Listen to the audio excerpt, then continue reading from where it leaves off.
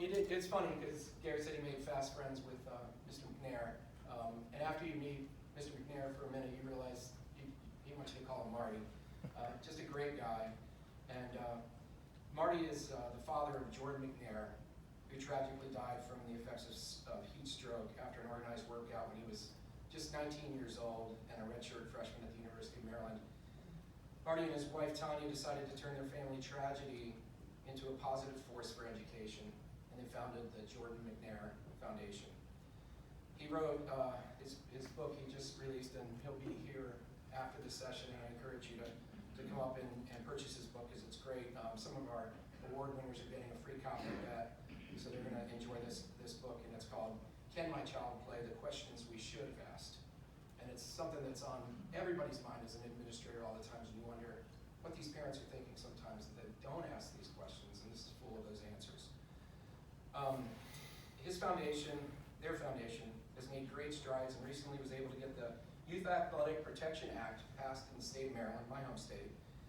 Marty most recently hosted a customized training for NAYS, one of the first times we've done something like this with the city of Baltimore, Maryland, where all volunteer coaches who are going through the NAYS coach program also have to go through their training, which educates them on the dangers of all the heat illnesses, including heat stroke, and also they get trained in the use of an AED and also basic CPR.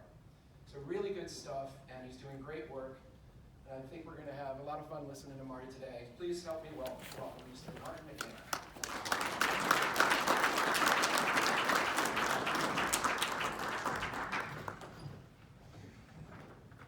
Thank you. Thanks for that edification, John. Sure. Where's my picture at, John? All right, great. Some interesting story behind this picture as well. But before I get started, I want to read a section from my book. And the title of this chapter is called Be Better Than Me. There's nothing quite like the feeling of having a child, of knowing you created a life. Paternal love for a child is indescribable. You instantly take on the role of protector, provider, and developer all at once. You discover you can shape this little person like a piece of clay into your vision of a successful human being. You can mold a doctor, a golfer, an astronaut, a lawyer, or any vision of success you may have. You have the ability to give them every single imaginable thing for their success. Here's your own little person that can be a mini version of you, or even a better version of yourself, or the self you always wanted to be. From the moment my son Jordan Martin McNair was born, I knew I wanted to mold him into a better person or a better version of myself.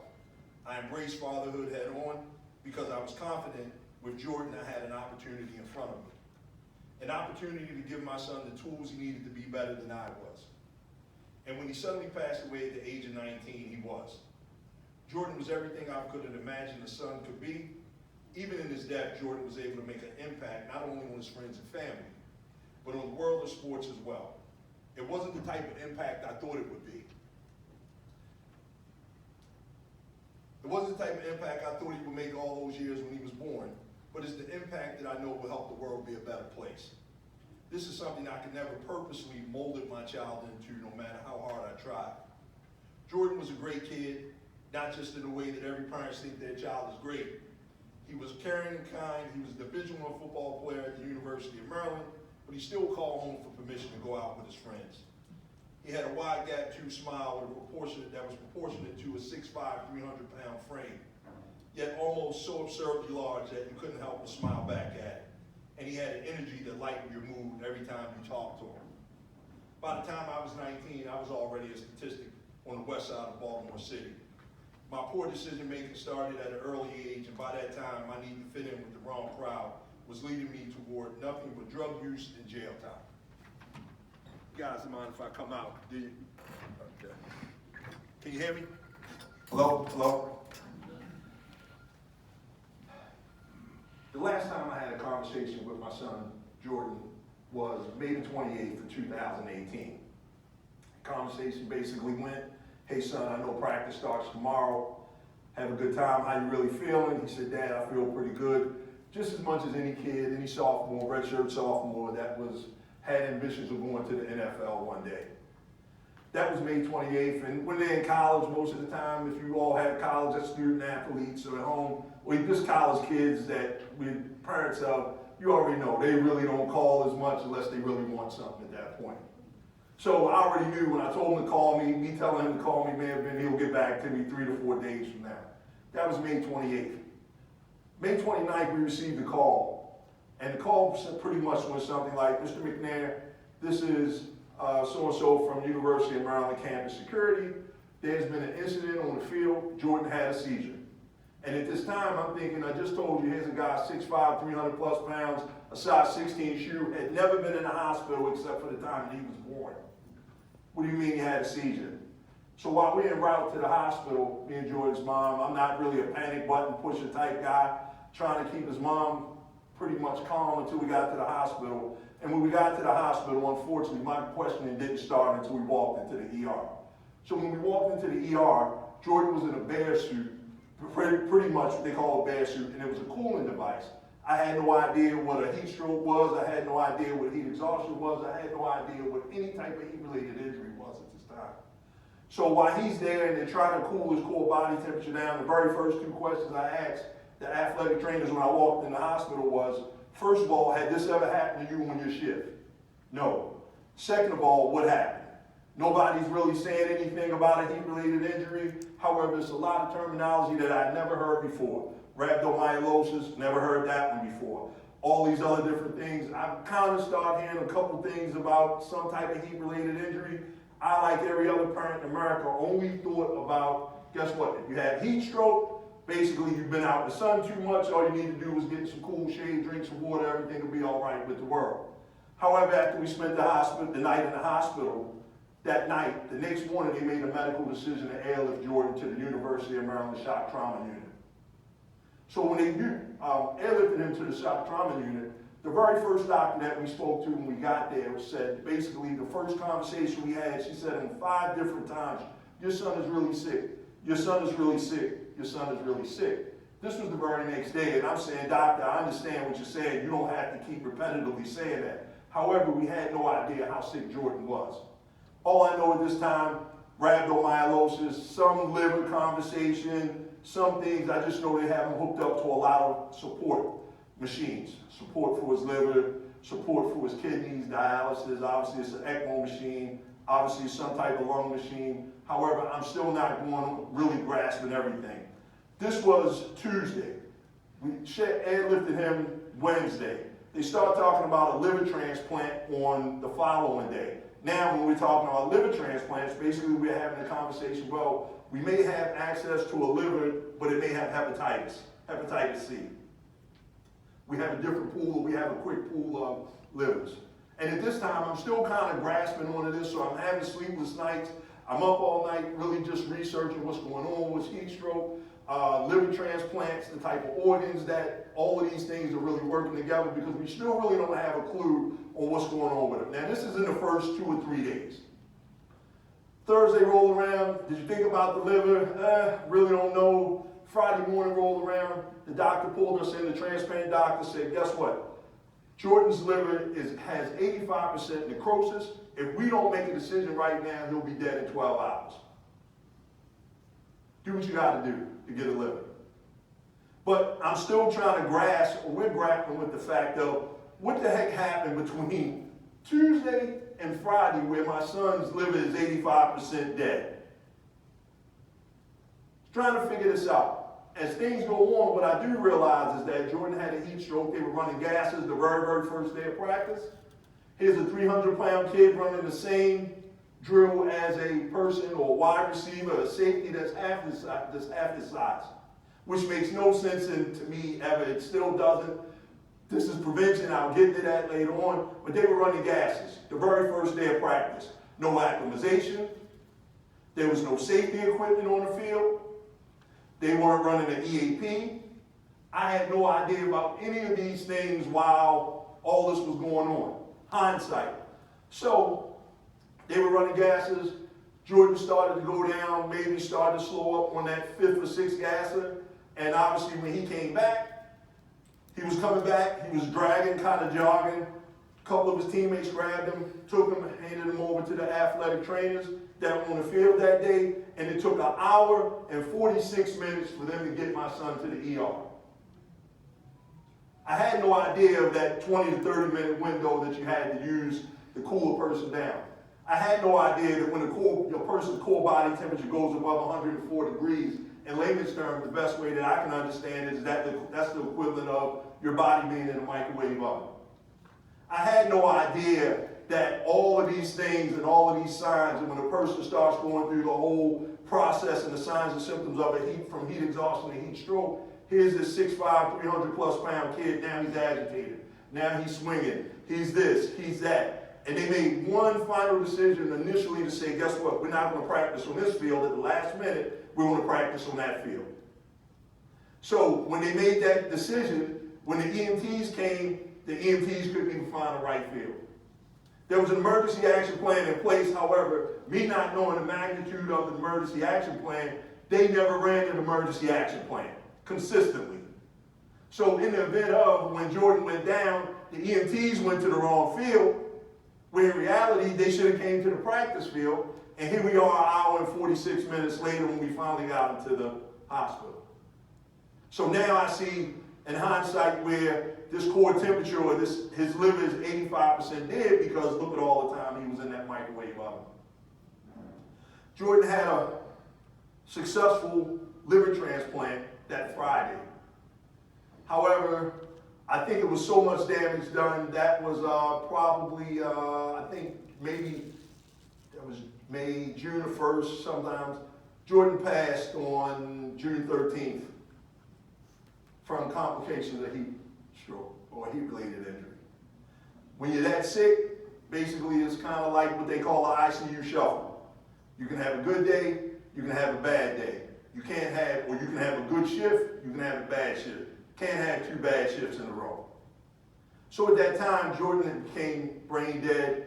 My next call from the doctor was, Mr. McNair, you need to come to the hospital. There's nothing else we can do. And at that point, it was very interesting because it was a really, really long highway. And before I go into that, one of the main things as a parent, as a father, that I've just read, that you always want to be a protector. And all these things that I really wanted was like, what did I miss? What questions didn't I ask? And those were the questions I asked myself. I blame myself. Tanya and I, Jordan's mom, we started asking ourselves these questions. So when actually the head coach of the University of Maryland, while he was sitting at our kitchen table 3 or 4 days before recruiting day or signing day, I asked the same 2 questions that every parent in America usually asks. And what are they? Help me out. Will you take care of my son? Yes, sir. One of them. That was one of my questions. But the 2 questions I basically asked was, can Jordan get some playing time? Can Jordan get some playing time? And I own a substance abuse and mental health facility. What's your support around substance abuse and mental health? And that's it. And you're going to take care of my son. Yeah, Mr. McNair, we'll treat him just like he's one of ours. Those are the only 2 questions that I asked. And I beat myself up for these 2 weeks, and it was this really, really long hallway when you came in the hospital, and you had to go down this hallway to get to ICU, and you got up on the elevator and went up to the ICU floor. And for some reason, that hallway just literally seemed like it was the equivalent of 3 football fields. Every day I would come in the hospital those 2 weeks, and I kept telling myself, the better that he gets, the shorter this hallway is going to get. And that hallway never even got shorter until 2 days before he passed, because I finally realized this was pretty much it. But it was another young man that this had happened to at Towson State University, a young man by the name of Gavin Class. And Gavin and his mom, he went through the exact same thing. Gavin had went down. The coaches had put him, they were smart enough to have a cold water tub on the field. They put him in a cold water tub. EMTs came, somebody tell me what happened. Somebody? Yes, ma'am. No, they pulled him out of the tub too quick. So what happened then? Core temperature shot straight back up and route to the hospital. He survived, however, 22 surgeries later, cancer, some other things. He did survive, but it was a long, arduous process. He went to the Supreme Court to try to play football again, and obviously, like, this kid kind of bounced back, but it wasn't just like a overnight. It was 22 surgeries later. So again, these are the type of things where the tub was there, and the interesting thing, they pulled him right out the tub, and his core temperature shot back up. Now, I know we're probably coming from a whole bunch of different states. You know how many times that happened in the last 2 summers? Where they had a tub, pulled the kid out of the tub, then rode the kid for another 30 minutes to the nearest state or the closest town for a hospital. And the main thing it always boils down to is education.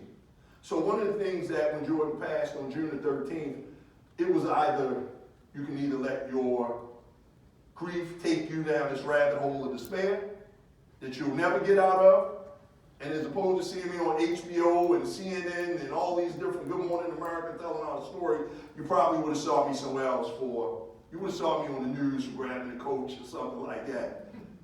As any rightful, at that time, any parent has the right to do, I think. But at that particular time, I knew that if we do not take our energy and our grief and put it into some type of passion or pain or turn our pain into purpose, it would be for what? Because again, I kept thinking, how many parents in America don't know what we're going through right now? I was totally unaware of the 30+ kids that died in the NCAA for heat-related injuries prior to Jordan. He wasn't the first, he was the 31st from the year 2000 to 2018. What's the consistent factor here? And I kept saying, what's going on? Like, what do we do to have to get our word out? I've always had an advocacy spirit. I always emphasize Jordan. If it's something that you believe in, son, speak up on it. Out of all the things that I taught Jordan when he went to University of Maryland, or him just coming up, and all these things, and I'm gonna tell you an interesting story about that picture. I always told Jordan, son, always be a leader, never a follower. Son, always speak up in the event of. But one of the main things that I think, and especially at this age group where we are right now, I never told him to listen to his body. Son, if you don't feel right, don't do it. Son, if a coach tells you to do something you're not comfortable doing, don't do it. See, I think what happens is, especially when they get to that collegiate level, I think that they think that if it doesn't work there, they're going to go home and live with the coach. Like, no, you're coming back home to us. But again, we teach our young people to be coachable. And what does coachable look like? Guess what? If coach tells you to run through that door, run through that wall, run through that wall. And what do we do as parents? What do we do? As parents, we always say what? That infamous, guess what? What do we do? Coaches coach and parents do what? Somebody help. Coaches cheer and coaches parent. No, that's not it. All of us need to be educated. So what we decided to do was I started the Jordan McNair Foundation 3 days after Jordan passed. I wanted to take this energy and put it into something. And we started, we had a very, very, very long, arduous, and an emotional litigation process. So if anybody followed our story, it just was really, the state of Maryland is very not compensatory friendly, to say the least. Luckily, I had a very strong legal team. Luckily, we spoke very, very strategically. We didn't just speak to the local news. We never spoke to the local news. We wanted to get the facts first. We wanted to see exactly what happened, who did what didn't go right, what didn't do this, all these different things. The first time we spoke on Good Morning America, where we spoke to millions of people. And that's where our platform really got started at right there.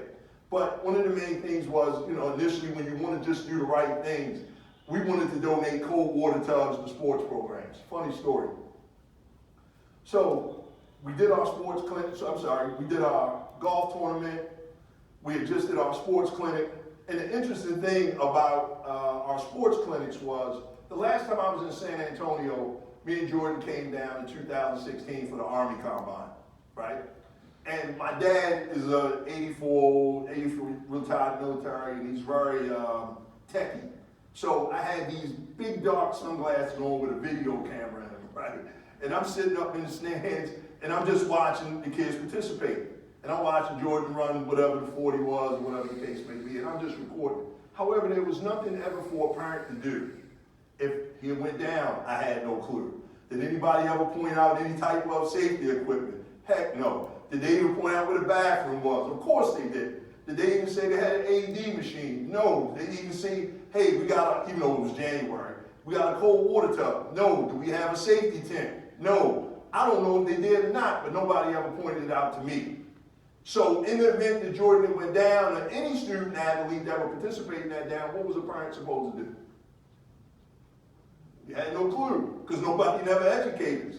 So what we decided to do was, we do our annual sports clinic every year, but one of the main things that we do is, we do something with the University of Maryland, the football team at that particular time, because we were very football-centric early on. And one of the things that we did was, with our sports clinic was, we would have people come in. We had parents. The parents go one way, kids go the other way. Kids over there having fun, and we started bringing parents into training sessions. And now we're starting to talk. This is what a cold water tub is. We really focused on heat-related injuries at that particular time, but we showed parents how to use a cold water tub, how to use a tarp, how to identify the signs and symptoms of heat-related injuries. We specifically brought parents in, so I was really more concerned not about the kids, that's the easy part, but the main thing was we wanted to focus on parents. So we got this, I had an inflatable tub that I got from this company in Pennsylvania at the time, and 10 programs came, and I gave out 9 of the tubs, right? Donated 9 of the tubs. I took the training, we collected some data, some pre-tests, some post-tests, things like that. And probably after the clinic, it was getting hot in Maryland. Cold orange hot. So I don't know how many of you all, anybody from the East Coast in here? Show of hands. Got it. So we know how hot it can be. We get colds on the East Coast. Cold orange, cold yellows, things like that. So it was a cold orange one morning. I was going to work out, and I made a post on our social media page. And I said, hey, whoever needs it's a cold orange, be careful today, drink plenty of water, stay hydrated. Coaches, be mindful of how hot it's going to be. Parents, be mindful if you don't have to have practice. And I said some things around that. And I finally said this really, really interesting thing. I said, tell me your name. What did I say, Sarah? You don't know. Right, that's cool. Huh? Cold orange, right? But what I said was, I came up with this really, really great idea, and I said, whoever needs a cold water tub, you reach out to the Marty McNair Foundation. We got you. The phone started ringing that night. I thought I put it on our Facebook page. I put it on Twitter. God. So everybody knows Facebook, Instagram, Twitter, it's a big difference. All of us may be connected on Twitter, and we may not even know each other. The phone started ringing that night. That night, I might have got 30 calls from across the nation. I had 10 tubs. I only had one, really. I had one tub. Don't have a clue where I'm going to get all these tubs from. By the time we were said and done, we donated over 250 tubs from Alaska to Florida. Athletic trainers were calling. Whoever wanted a tub, guess what? Call me. We figured it out. I literally had one tub when I made that post. We had just did our golf tournament. We had raised some money. So we had some funding to kind of get this stuff, but that was not thought out at all. My heart just was in the right place. That was it. If I would do it again, it would never even go that way. We just required training, and you gotta, because I just think that now, where we are at in our advocacy process and our training process, we all know, everybody in the room, the magnitude of education. Guess what? The organization that gets something for free, they don't see the magnitude in education unless we sit here and have some type of reciprocation back and forth. We still donate cold water tubs every now and then. However, you got to go through our training process and everything like that. Not only once, 3 times to really get a person. So you want this tub, and so we create the value around it now. So we donated these hundreds of tubs and all these things. And like I said, I only had one tub, but I got a great team, and we figured it out, and everybody got their tubs, like I said, from Alaska to Florida. And one of the things that I realized was, as we kept on moving, I really realized it was that, by the way, did anybody know it's like 21,000 high schools in the nation? It's a lot of high schools. There's no way possible we're going to get to that many schools. How many municipalities do we have? And we have a couple people in the room here today, and I'm sure it would probably be more if it wasn't for COVID. But again, how do we technically reach out to all these people? You know how? Legislation. And legislation is how we get to people, because guess what? When we create baseline standards in our field of business to keep student athletes safe, to educate parents, to educate coaches, to keep athletic trainers as many places we possibly can keep them, that's how we make a difference. But again, it's legislation, and it has to be a baseline standard, because at the end of the day, we can't have all these municipalities and you got a state, you got a law, you got a law, you got a law, you got a law. Here we go back to that 21,000 high schools again. Just imagine if every school district had their own system of doing things, which that's usually the way it is, but we're talking about youth sports here. And I just really think that this is how we keep our student athletes safe. So I applaud everybody in the room for even being here today, because again, this is where it starts at. Because like I told you earlier, the things that I didn't teach Jordan at that particular time was, I didn't really emphasize to Jordan, son, if you don't feel comfortable, speak up. Son, if your body tells you to stop, stop. And I think that these are things, or seeds that need to be planted at a very early age, and especially with the age groups that we work with in a sense. Because again, if we don't, it's hard to tell them that when they get to college, because guess what? This is the mindset. So these are the things that we have, these are the seeds that we have to plant. And guess what? Everybody's not going to be an advocate, but guess what? Let's get our young people to speak up for themselves. And at least if they don't speak up for themselves, at least speak to us. Because see, we're in the age of the one-liners right now. Anybody know what I mean by that? The one-liners with our young people. How was your day today? See, one-liner, right? What was so fun about it? I finished the project. Good, okay, you understand my point though, but this is how we talk to our young people. Son, how was school? Oh, it was good. What does good mean? And we have to be very, very definitive in our questioning. Hey, do you feel uncomfortable? Is coach or somebody on the team making you feel uncomfortable? Are you doing something you don't want to do? It's all right, because at the end of the day, I can't advocate for you if you don't tell me about it. But these are the questions that we need to ask. And we need to get in the habit of asking these things and let young people know that, guess what, it's all right for you to speak up. Our bill in Baltimore City, as John just said, not only do we educate coaches on CPR, heat-related injuries, AED machines, cardiac arrest, concussions, things like that, we also educate coaches on how to identify the signs of child abuse as well. Because again, if we don't ask, and I just think this can go baseline standard across the board. I'm a baseline standard type of guy.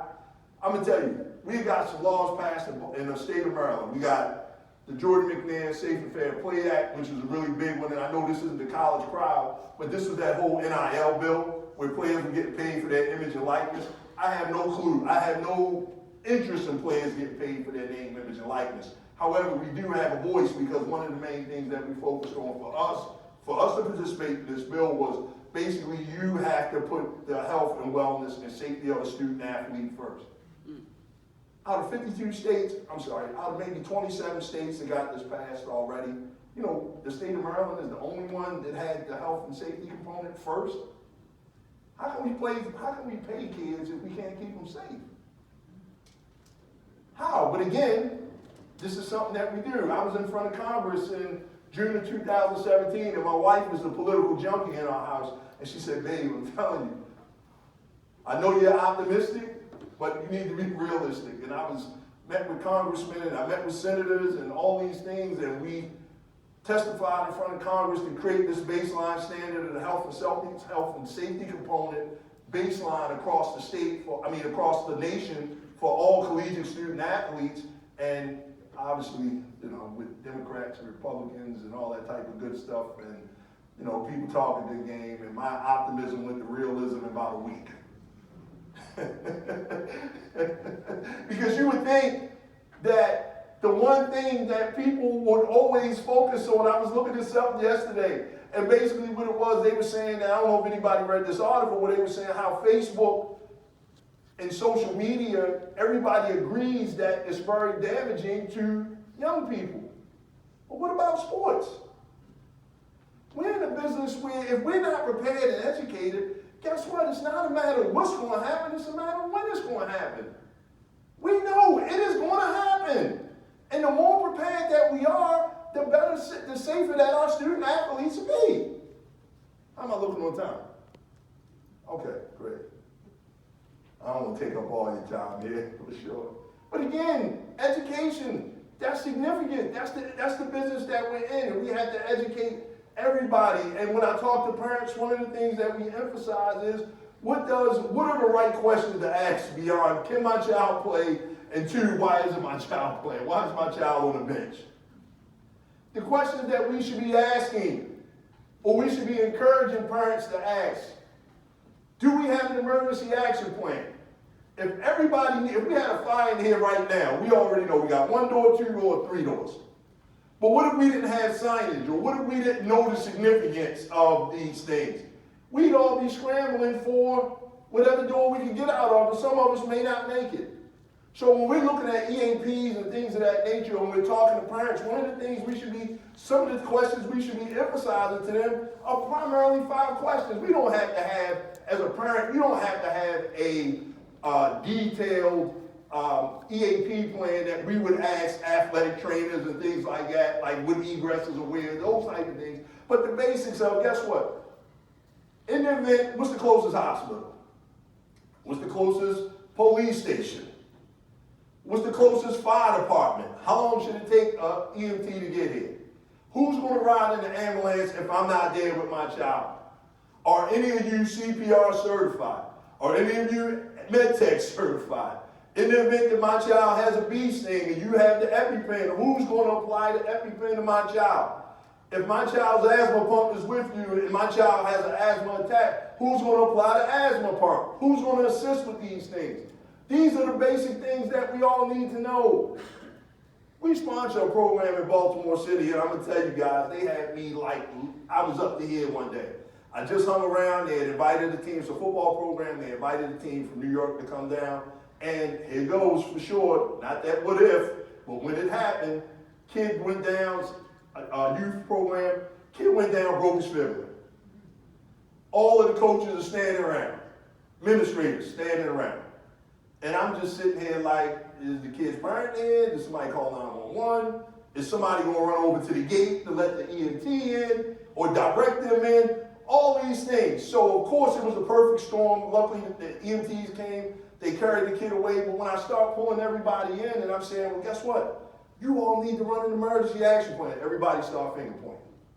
Oh, such and such fault. Oh, that was such and such fault. And these are the things that happen when, guess what? The EAP isn't ran consistently. And I'm telling them, I said, wait a minute. Somebody did something. I mean, at this point, guess what? The kid is en route to the hospital, but who's going to do what? And I'm glad I was there because now I'm asking, like, who called 911? Now, of course, whenever you call 911, it seems like time just stops. So now that's the slow motion time. So everybody's like, oh, it took the EMTs 30 minutes. No, it only took them 17 minutes, to be honest. But again, you all didn't have a plan or you didn't go over a plan, so this is what it looked like.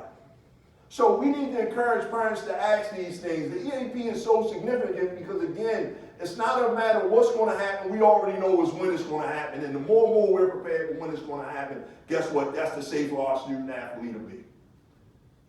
But the thing is, you got to run it not only once a quarter. You already see, guess what? One of the things we try to emphasize is prevention. You already see what happened with my scenario. They had an EAP. Here's a Big Ten college. I didn't even think to ask anything about my child getting hurt in the event he can't play, all these different things, because in the event of, I just assumed that they were going to do the right thing. That's a Big Ten school. They should know. But at the end of the day, when it boiled down to it, they just didn't run the EAP plan consistently. So at the end of the day, when you look at prevention, an ounce of prevention is always worth so much more than $1 million lawsuit or millions of dollars on a lawsuit on the back end because somebody didn't do this. One of the hardest things, guys, I just had to do was an athletic trainer on the field that day, the head athletic trainer, when Jordan went down. And one of the things that I heard him say was, if he can't walk, drag him across the field. Drag his ASS across the field. Now, when you hear this from an athletic trainer, and I remember this guy walking into, he was by Jordan's side the first 3 days, and I just begged him to go home. However, I didn't know what I heard he said. And I remember him coming in the viewing. And at that time, I just wanted to blame somebody. And when he came in the viewing, I literally just instinctively kind of grabbed him up and whispered something to him. And I told him, you know what? I'm probably the last person you ever want to see in life. Left. Met with this guy about 2 months ago. Met with him 2 months ago. me, Tanya, is him and his wife, and the magnitude of forgiveness, man, it is, I can't even put it into words. And he reached out to us, and I didn't want him to carry this. You didn't kill my son. However, at that time, and I'm not the guy that wants to place blame, because guess what? Me harboring any negative energy, that's not going to change anything that was been done. But for the fact that we could forgive this guy, and when I finally talked to him and got his version of what happened, and I used to tell everybody when I would speak, and I would always say that, and hey, this is, this guy, all I can remember is, well, I can imagine this guy saying, drag him across the field, and all these things, and guess what? The tears start flowing and the checks start getting written. The checks start writing, all of them got teardrops on them. Because that was always a tearjerker moment. Until I talked to him. And basically what he told me was, he said, Marty, I meant no malicious intent. However, I was yelling to my interns that were athletic trainers not to let them cramp up. I got 105 kids on the field. And this is what I did. And in my mind, I believe him because I understand the magnitude of the situation, because as I told you, when I first walked into the ER, he was the person I asked the questions to. I asked him, I said, had this ever happened? And he told me no, he had never experienced a heat stroke before. So when we got to talking a little bit more, and we basically let him know, like, man, this isn't your cross to bury. This isn't your cross to carry. I don't think any of us would have been willing participants in this play.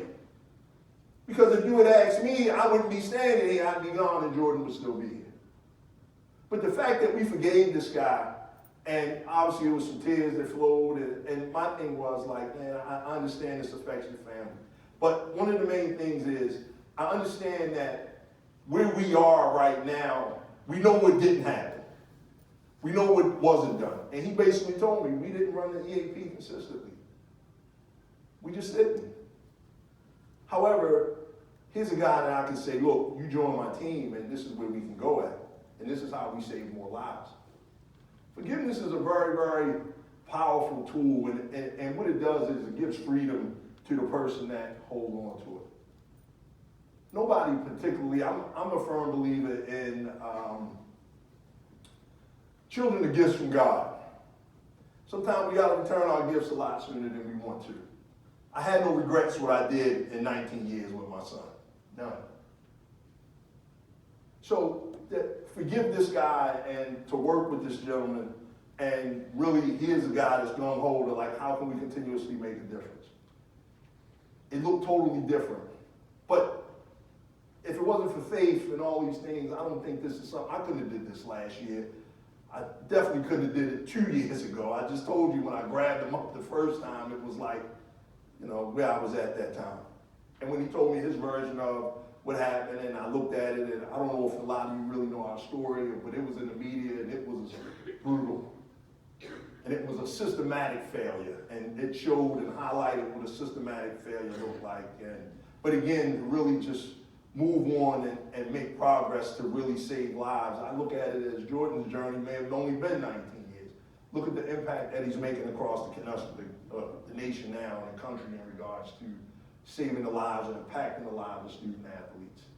I just told you, I was here 5 years ago. We were at the Army Combine. Here I am back talking about his life and the work that we're doing. So, interesting story. Jordan and I were at University, Ohio State on that one, right? That was, that could have been in 16 as well. So Jordan was walking in front of me with the other student athletes, and Coach Urban Meyer was there at that time. He probably did better at Ohio State than he's doing it in Jacksonville right now. Although he's struggling right now, but he was the man at that time. And I remember when Jordan and I had, Jordan was walking in front of me, and when we came out, I was trying to catch up to him. When we came out the educational session, he was sitting in Coach Meyer's office.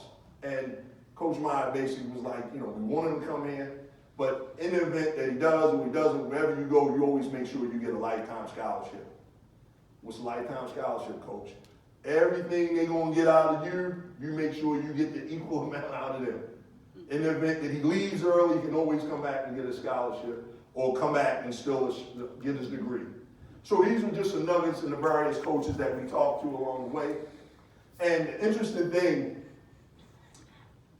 the story gets funnier. So at that particular time, I was in the process of opening up my mental health and substance abuse facility. So you know you go through that really, really dry period while you're waiting on that other shoe to drop. And Jordan was always an Ohio State fan, and he's like, Dad, I want to go up to Columbus, and it might have been, I don't know, maybe an 8-hour ride from Maryland. And at this time, like when you're struggling financially, you know, as a business owner, first thing to go is health insurance, car insurance, right? I wound up going out, I think my tags were suspended because I didn't have any insurance. I knew a buddy of mine that worked at the car dealership.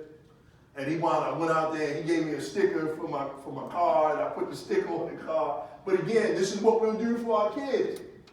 This is what we'll do for our kids.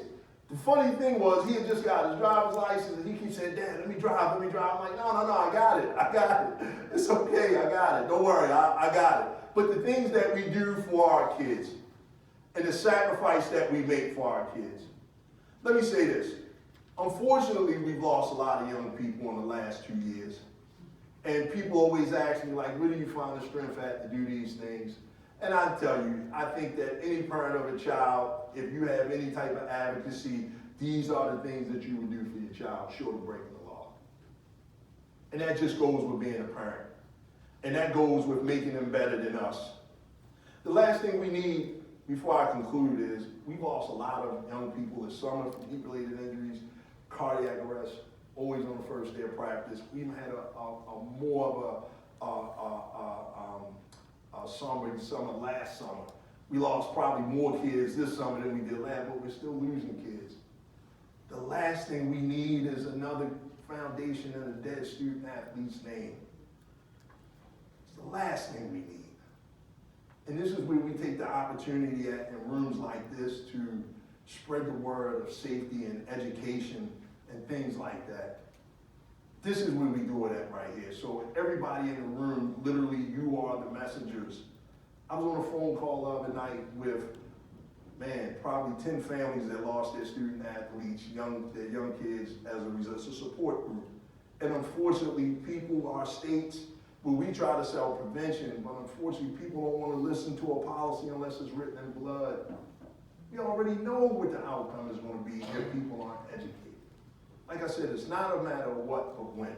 The more educated that we are, guess what? The safer our student athletes will be.